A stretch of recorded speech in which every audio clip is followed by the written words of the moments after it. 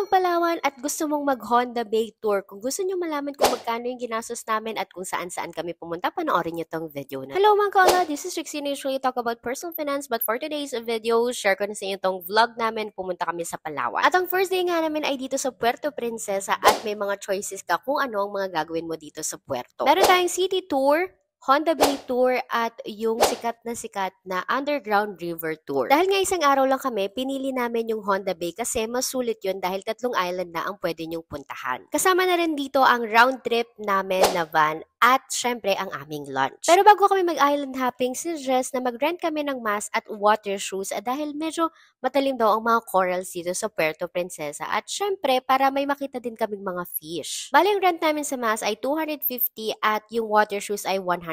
Kung meron naman kayong mask at water shoes, mas maganda na magdala na lang kayo dahil malaki din yung matitipid nyo. Bali itong Honda Bay Tour pala ay may 3 island kayo na pupuntahan. So, first stop na pinuntahan namin itong Pambado Reef kung saan pwede kami mag-snorkeling.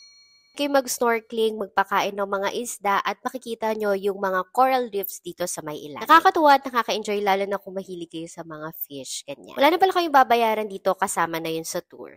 So next stop naman natin ay itong Luli Island. Tinawag itong Luli Island dahil lulubog, lilitaw daw itong island na ito. Yung itsura din ng island ay dumedepende kung high tide or low tide. Kung pupunta nga kayo at medyo nagugutom kayo, meron silang mga tinda dito like hot dogs and mga barbecues and meron din silang buko. Lagi nyo natandaan na pag pupunta kayo dito sa Palawan, mas maganda na lagi kayong bibili ng bottled water dahil hindi din kaganda pa ang kanilang water system kung ayaw nyo magkaroon ng diarrhea. So nagtagal nga kami dito sa island na to ng mga around 1 hour at maganda yung island mga koala. Wala nga lang ako nakitang starfish pero may part dito na may mangrove siya at may part din dito na magandang picturean. Meron din ditong mga perfect spot para sa inyong selfie. Makalipas nga isang oras ay lumipat na kami sa aming pang-3 island at kung saan din kami magla-lunch.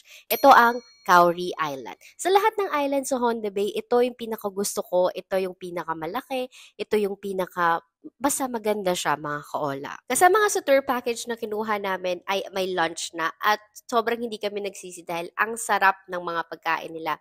Fresh at nung sinerve sa amin mainit-init pa mga kaola. Yung sands din nila dito ay white sand kaya ang ganda din sa picture. Share ko sa inyo yung mga videos ko dito at hindi na ako mag-voice over para mas makita nyo kung gaano siya kaganda.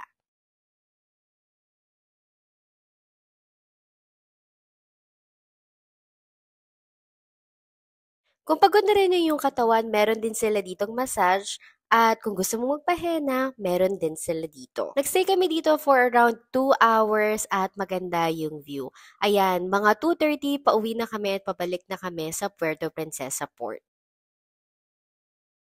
Bago kami bumalik, dinaan muna kami nila ate at kuya dito sa may pasalubong center nila. Dito ako makakita ng mga fresh pearl at magaganda talaga yung mga tinitinda nila dito. Umalik nga muna kami sa hotel para magpalit ng damit at sumakay dito sa tricycle. Hindi mabubuo ang puwerto namin kung hindi kami dito sasakay. Next day naman namin ay sa El Nido. Kung gusto nyo malaman kung ano yung mga ginawa namin sa El Nido, like and follow for more. Alam mo natin kayo, bye-bye!